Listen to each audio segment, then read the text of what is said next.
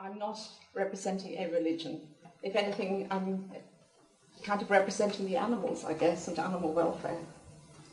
So, let's begin. And let's begin with sacrifice, because that's the first thing that seems to be common to nearly all religions over time. Some of them don't do it anymore, some still do. And so that's sacrifice in Rome, Indus Valley civilization.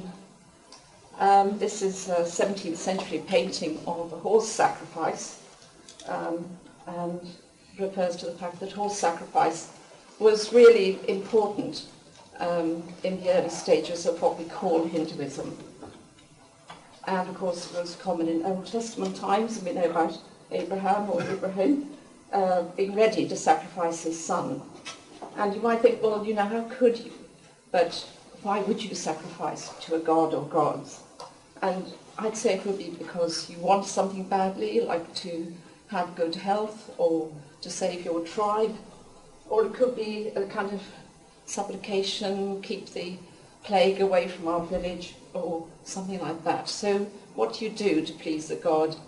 You kill the thing that might be most precious to you, or most valuable to you in monetary terms. Your best lamb, perhaps, or your eldest son, probably not your eldest daughter. And of course Muslims sacrifice an animal at the end of the Hajj, the pilgrimage to Mecca. But interestingly, there are voices within Islam who say it's not necessary to kill an animal. And this is Gamal al-Banna, who sadly died a couple of years ago, who was an Egyptian Islamic scholar and brother of the founder of the Muslim Brotherhood. And he said there is no obligation to kill. Religions have to move with the times. And of course there's a horrendous festival that takes place every 5 years in Nepal, the Gadimai festival. And to please the goddess Gadimai, thousands and thousands of these buffalo-type cattle are just killed, as you can see.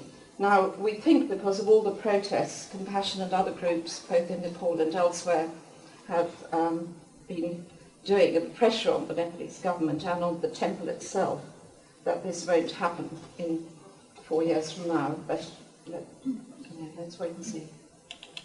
And of course in Christianity, Jesus was seen as a kind of final sacrifice. You don't need to go on sacrificing anymore. But you sacrifice animals to the gods, and yet sometimes your gods actually have the head of an animal, like the Egyptian creator god Khnum. And one of the most popular Hindu gods, Ganesha, who has an elephant head because his father mistakenly cut his real head off and had to find a substitute head, his father being the god Shiva.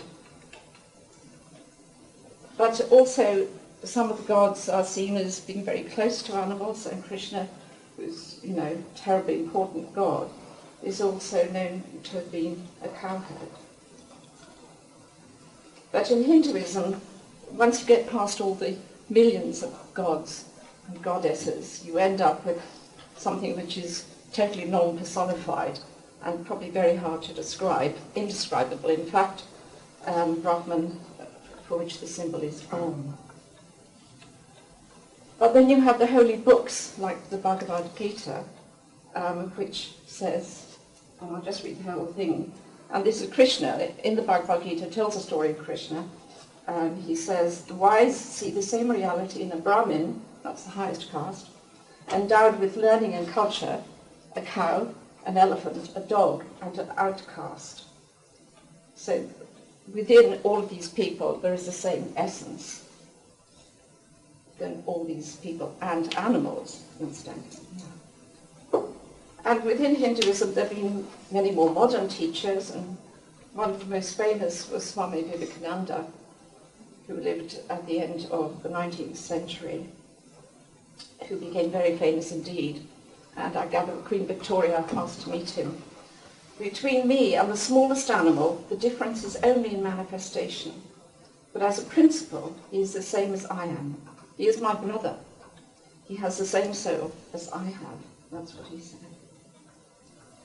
And of course, Buddhists, as you know, regard animals as sentient beings. And now, I'm glad to say, so does the European Union. Just have to put it into practice for everyone. And of course in Islam there's quite strong teaching about animal welfare. The idea is that Allah, God, cares for all creatures and creatures praise him. And in the Quran it says there's no creature on or within the earth or bird that flies with its wings except that they are communities like you. And then it adds, then unto their Lord they will be gathered, which presumably means that at the time of the resurrection, animals will also rise up. And of course, when God was establishing his new covenant after the flood, he says, I establish my covenant with every living creature on earth, which is quite interesting. The New Testament is a bit of a desert, I have to say, looking for words about animals, but there is this rather nice quote of Jesus saying, are not 5 sparrows sold for 2 pennies? Yet not one of them is forgotten in God's sight. So again it implies that God is watching the animals, he cares for them, and so on. However, then we come to Aristotle. Okay, you think, philosopher, what's that got to do with religion? Well, actually it's got a lot to do with religion, because really his teaching about animals and their place in the whole, in society, was a huge influence on the church, and still is. And probably also Islam as well to some extent. And Aristotle said, since nature makes nothing without some end in view, nothing to no purpose, it must be that nature has made them, plants and animals, for the sake of man. So creatures are there for our sake, not for their own sake.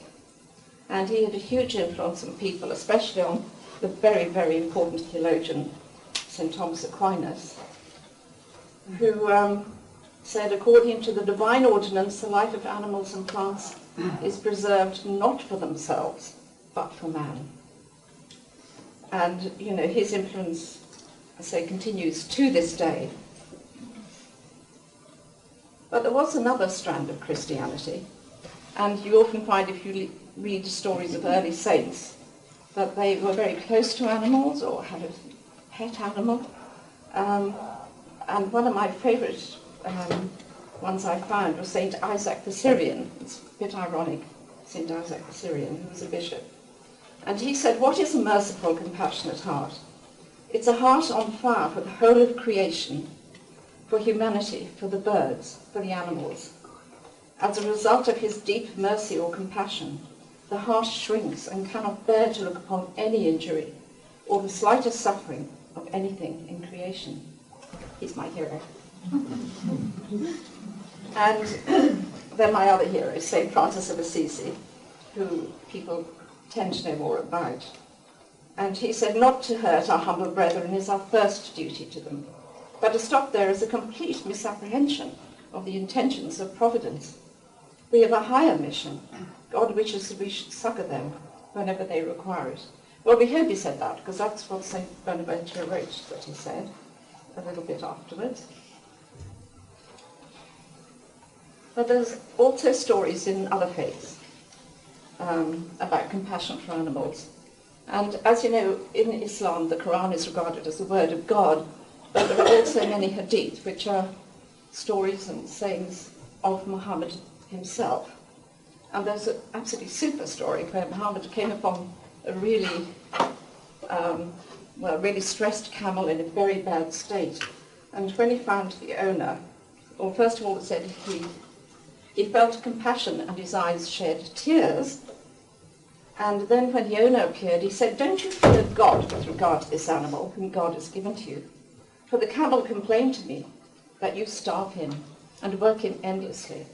And I think that's, you know, we have this image of Muhammad as going around in a rather warlike way on a galloping camel, but not so. This is a man who shed tears when he saw the camel in a bad state.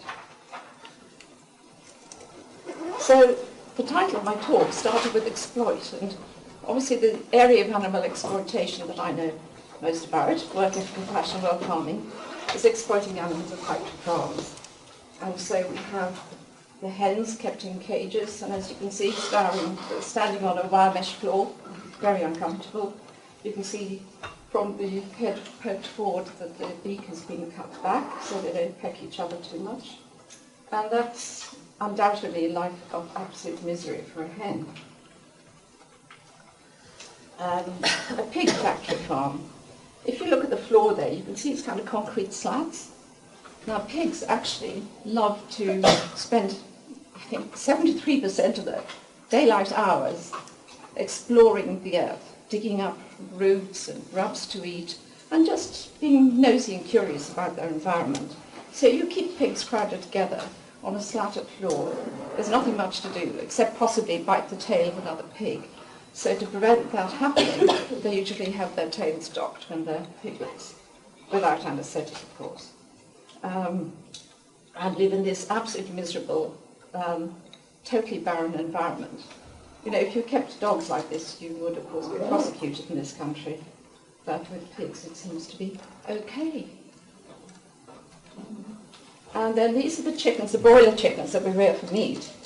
And you might think, well, they're not in cages, that's not too bad, but they don't look terribly happy, and that one whose head is poked up in focus looks positively stressed and panting. And sadly, broiler chickens have been bred to grow incredibly fast. So instead of growing for about 80 days to their full size, they now get a full size in about 31 days. And by full size, I mean slaughter weight. So from fluffy yellow chick to what you see in the supermarket. And that puts huge stress on their bodies. And research done in this country has shown that over a quarter of them go lame for the last 10 days, 7 days of their lives, painfully lame. So they're kind of limping around the sheds. So it's a very short life, but one with a sort of really horrible end. So, yeah, think about it when you buy chicken, because, you know, everyone's moving from red meat to chicken for health reasons, not for the health of the chickens. And then Compassion World Farming did an investigation in dairy farms in Europe in 2012, and this was sadly typical of what we found. You can see the cows have also suffered from selective breeding like the chickens, so they now are bred to have huge udders.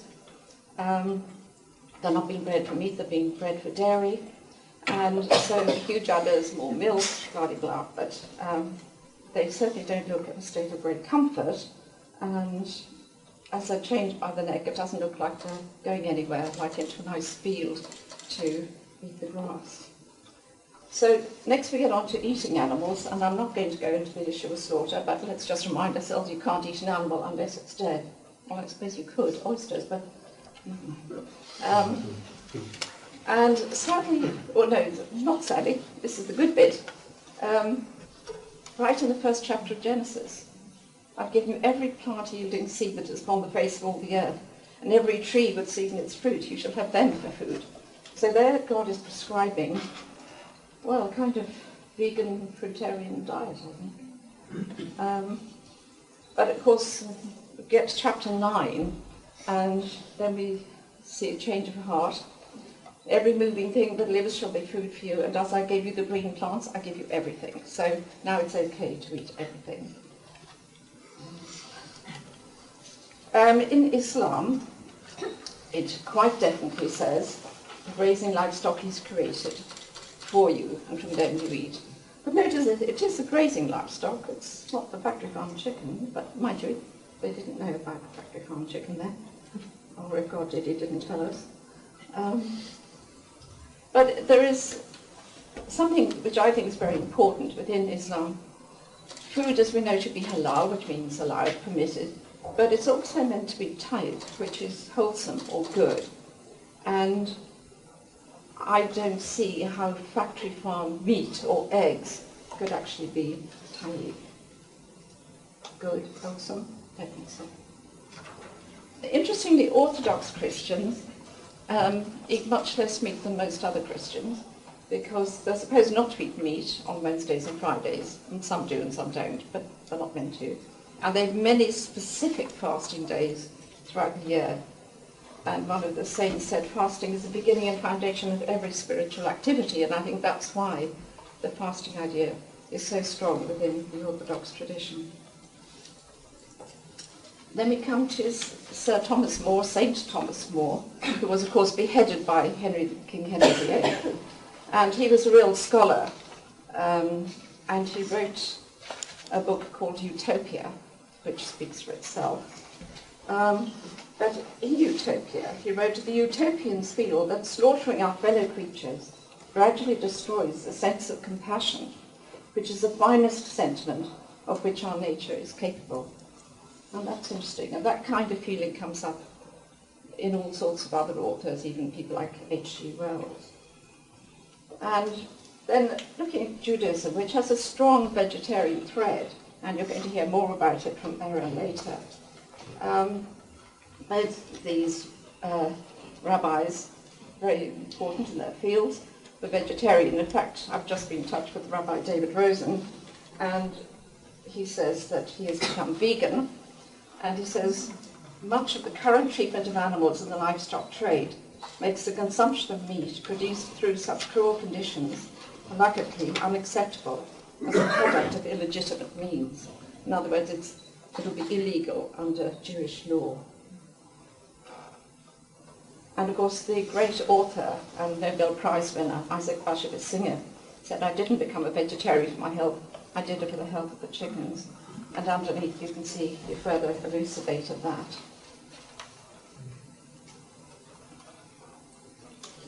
Now Jainism started about the same time as Buddhism, around about 500 years before Christ. And Jains are all vegetarian, and as you can see, this Jain saint is wearing a mask over his mouth so that he doesn't breathe in insects and kill them without meaning to. But Jains go as far as actually asking pardon of all living creatures. May they pardon me, may I have friendship with all beings and enmity with none, which is rather nice, I think. It's not something that I've come across in any other official religion.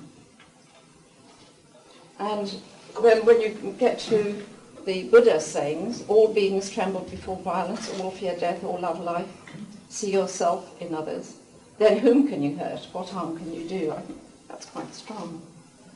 And a more recent Buddhist leader, Thich Nhat Hanh, who is still alive and lives in France, so I think he's not very well known. And so he says, by eating meat, we share the responsibility of climate change, destruction of our forests, poisoning of our air and water. Simple act of becoming vegetarian will make a difference in the health of our planet. And obviously, Compassion World Farming and other organisations have a lot more information about that if you're interested in that aspect. So then we come to care. What about caring for animals who are sentient beings? And in the Hindu tradition, there's the lovely word ahimsa, non-violence, so you care for the creatures. And then in Buddhism, there's also a lovely saying, even as a mother protects with her life her child, her only child, so with a boundless heart should one cherish all living beings. And in Sikhism, which was set up to be a kind of getting together of Islam and Hinduism, but of course it became its own religion, and that's the Golden Temple in Emerita.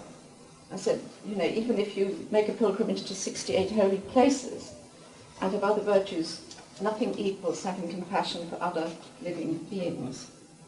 Guru Granth being the holy book, which is kept within the temple. Now, Mr. Masri, who I knew quite well, and who wrote that book there, which Compassion World Farming can send you if you want a copy, he said, how right is it to deny these creatures of God their natural instincts, so that we may eat the end produce? And he was actually one of the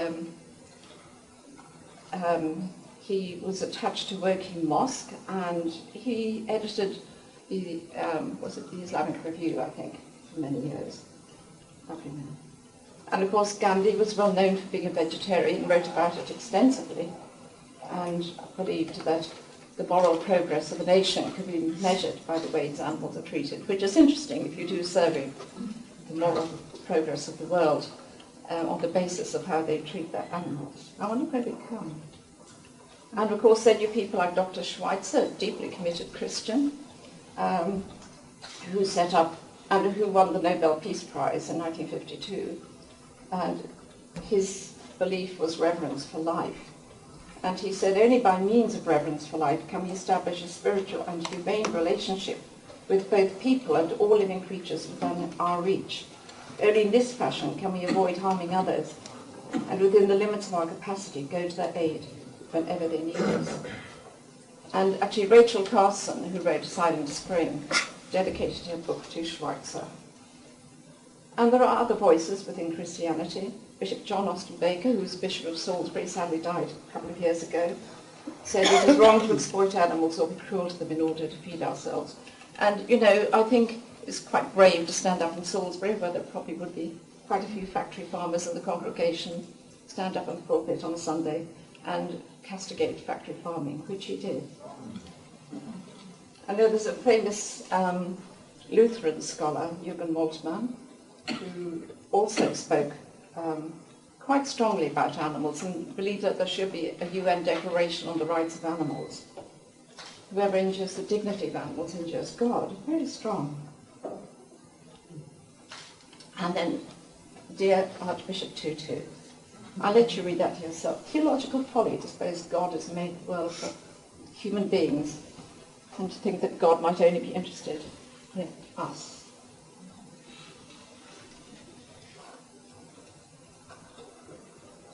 And then, of course, you have more modern scholars like Andrew Lindsay, who's written 20 books on animals and Christianity, and some other faiths as well, and, you know, really criticizes the Anglican Church for not speaking out against factory farming. But then we come to the Catholic Church, which has, you know, generally been strongly criticized by Andrew Lindsay, among others, for saying, well, animals don't have souls, therefore it doesn't matter. And, you know, they have indeed said that, as we've seen. But St. John, well, he's now a saint. Pope Francis canonized him. But he was the Polish Pope. The compassion of the Lord extends to every living creature. Well, in fact, the whole quote is, human beings may be merciful to their neighbours, but the compassion of the Lord extends to every living creature. I think that's rather strong. And of course that's been taken up by our new Pope, St. Francis. Well, he's not saint yet, but I'm sure he will be. Sorry, St. Francis II, that's good. But he's Pope Francis I at the moment. And as you know, last year he produced this wonderful encyclical Laudato Si. I'll just read you a tiny bit from it. And he proposes, and this is a quote, an ecological conversion. That's what he's asking people to do. And that should be based on, and this is a quote, attitudes which together foster a spirit of generous care, full of tenderness, and which entails a loving awareness that we are not disconnected from the rest of creatures, but joined in a splendid universal communion.